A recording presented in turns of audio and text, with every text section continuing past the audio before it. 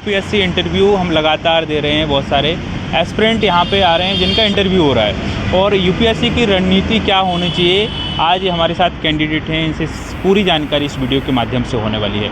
हाँ जी सर, बहुत बहुत स्वागत है आपका। Thank you very much. क्या शुभ नाम है सर आपका? रितिन यादव। अच्छा, कौन सा अटैम्प्ट था सर आपका? ये मेरा सेकंड अटैम्प्ट था। अच्छा, इंटरव्यू कौन सा था सर? सेकंड इंटरव्यू था। कैसा रहा है सर इंटरव्यू मेरे हिसाब से मेरा सही गया है।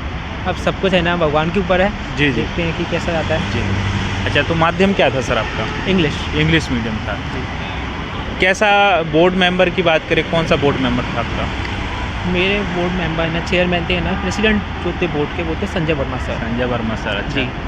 तो ओवरऑल कैसा, कितना इंटरव्यू चला, कितने समय तक चला आपका? Half an hour. अच्छा, आधे घंटे लगभग चला था। मतलब ज़्यादातर सवाल कौन से पोर्शन से पूछे गए सर आपको? मेरा ऑप्शनल PSIR है, तो मोस्टली उससे ज़्यादा पूछा गया था। तो उसमें स्टैटिक भी पूछा उन्होंने, डायनेमिक भी पूछा। अच्छा। अभी है ना जो वेस्ट एशिया में हो रहा है उन्होंने वो पूछा। उन्होंने स्टैटिक पूछ लिया, नेचुरल राइट्स जैसे सेपरेशन ऑफ पावर। तो है ना PSIR based, basically optional based ज़्यादा था मेरे इंटरव्यू। करंट अफेयर्स भी पूछा गया? करंट अफेयर्स से वेस्ट एशिया का पूछा उन्होंने। वेस्ट एशिया से। अच्छा, प्री मेंस इंटरव्यू काफ़ी लंबी जर्नी होती है सर। प्री के लिए बहुत सारे एस्पिरेंट इसको अप्लाई करते हैं, प्री ही नहीं निकाल पाते। क्या रणनीति थी आपकी सर इसके लिए?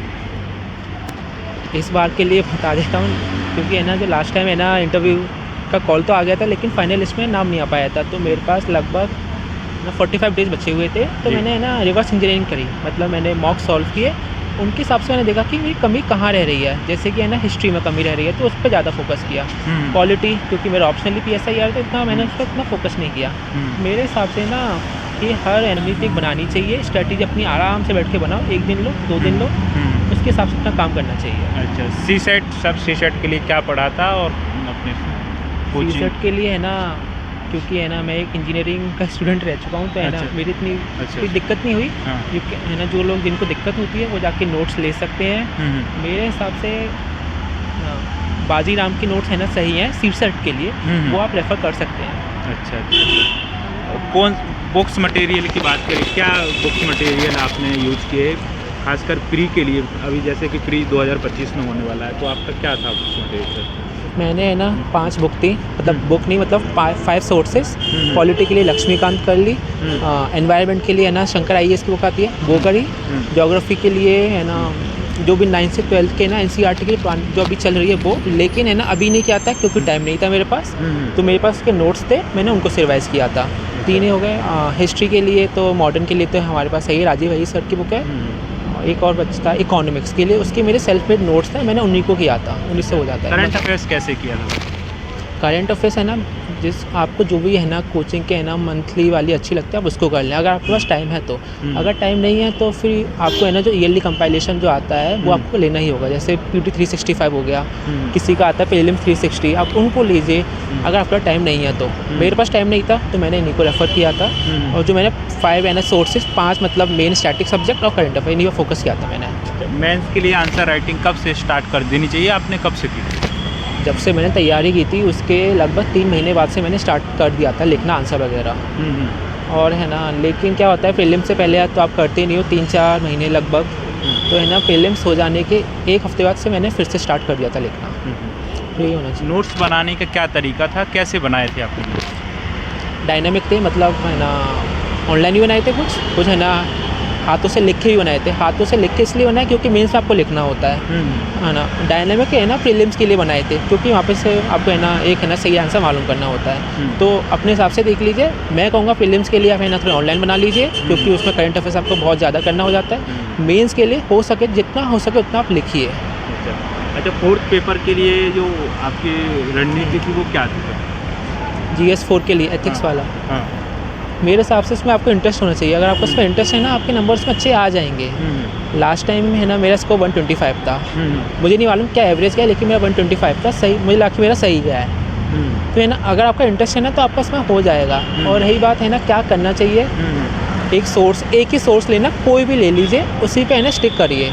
अगर उससे क्वेश्चन नहीं भी निकल रहे हैं ना मॉक वाल, मतलब जो आप है ना आंसर लिखोगे वो नहीं भी बने तब भी उस पर स्टिक कीजिए, उसको रिवाइज़ कीजिए 3, 4, 5, 6 बार, जितनी बार हो सके उतनी बार रिवाइज़ कीजिए। यही है ना, बस आपको करना है, इससे हो जाता है। ऑप्शनल को सेलेक्ट कैसे करें, बहुत सारे बच्चों के लिए डाउट रहता है, आपने कैसे किया? मेरा इंटरेस्ट था इंटरनेशनल रिलेशन में, तो मैंने वही चूज़ कर लिया क्योंकि PSIR है ही है, तो मुझे उसमें इंटरेस्ट भी था, तो चूज़ कर लिया मैंने वही। अब है ना, अब कैसे करना चाहिए, जिस है ना, जैसे इंजीनियरिंग का था मैं, तो है ना मेरा इंटरेस्ट है इसलिए मैंने ले लिया। अब किसी को लेना है ना, तो पहले उसको एक बार पढ़ के देख ले PSIR का जो भी स्टैटिक वाला है, 15 दिन या 15 दिन किसी एक दूसरे ऑप्शनल को जिसमें भी आपको डाउट है, 2 लीजिए, मतलब प्रायोरिटाइज कीजिए 2 को, इन दोनों में से आपको एक चूज़ करना ही करना है। उन दोनों को 15 दिन पढ़ के देख लीजिए और 1 महीने बाद डिसाइड कीजिए किस में आपको इंटरेस्ट आ रहा है। जिस पे इंटरेस्ट आ रहा है उसको आप ले लीजिए, क्योंकि ये जर्नी कई का बहुत लंबी भी हो जाती है, तो वो भी आपको देखना होता है कि आपका इंटरेस्ट बना रहे। तो कोचिंग का कितना रोल था? कोचिंग लिया, सेल्फ पढ़ाई की? ऑप्शनल की ली थी मैंने कोचिंग, GS का और प्रीलिम्स वो मैंने सेल्फ ही किया था। सेल्फ किया था जी। सभी बच्चों के लिए, एस्पिरेंट के लिए क्या मैसेज रहेगा, क्या विशेष ध्यान देना चाहिए, खासकर अभी 2025 प्री होने वाला है, अब क्या ध्यान देना चाहिए? पेशेंस, डिसिप्लिन, लगे रहो बस, क्योंकि प्रीलिम्स है ना होने ही वाला है, बस 4 महीने रह गए हैं, लगभग 4 महीने रह गए हैं। लगे रहो, पेशेंस तो दिखाने ही दिखाने हैं। मॉक में नंबर स्टार्टिंग में कम आएंगे, सबके आते, मेरे भी आते थे, वो नंबर कम आएंगे, लेकिन धीरे करके वो इंक्रीज़ होने ही होने हैं, बस सबके होते हैं, आपके भी होंगे स्टार्ट। तो है ना, जितने हो सके उतने मॉक्स देना। जहाँ पे आपको लगता है, जैसे कि मेरी लिमिट होती थी, इस बार की लिमिट मैंने अपने 100 नंबर की रखी थी। जब मुझे लगा कि 100 से ज़्यादा मेरे है ना आ रहे हैं लगातार, 5-6 टेस्ट में आ गए, मैं तब मॉक देना बंद कर देता था। तो आप भी ऐसा कर सकते हैं। हाँ, मतलब 100 नंबर आप अपना लगा लीजिए कितने, जैसे कि अब मुझे नहीं मालूम कट ऑफ कितनी जाएगी, लास्ट टाइम 75 गई थी, इसके हिसाब से मैंने 100 पे रखा था, पता नहीं कैसे जाए पेपर कैसा है इसके हिसाब से। Wish you all the best sir. Thank you sir, thank you.